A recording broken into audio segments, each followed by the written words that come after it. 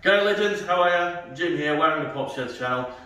So today we're going to be covering one of the most important things about wood turning. So if you're new to wood turning and you're thinking, let's get started, the most important thing is, yes, the segment is called, and it will be, all in your hips. Alright, just like Happy Gilmore.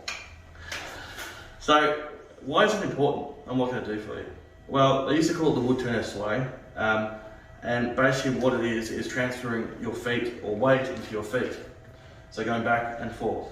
The copy and turners used to do it, to copy and turn if they want to match something exactly. They used to use their hips as a track to them be able to go back and forth to get the exact piece. So come with me on a journey to see what this looks like and how we do it.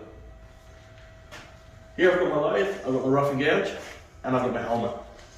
So now we're ready to rock and roll. Almost ready to rock and roll.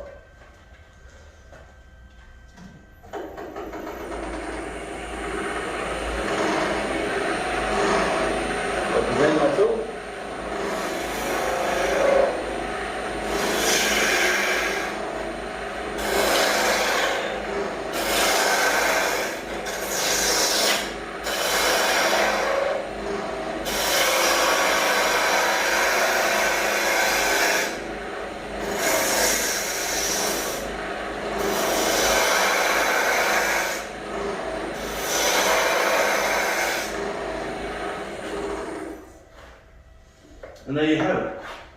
So it can give us a different access as well with turning, so we can really get in to where we need to go.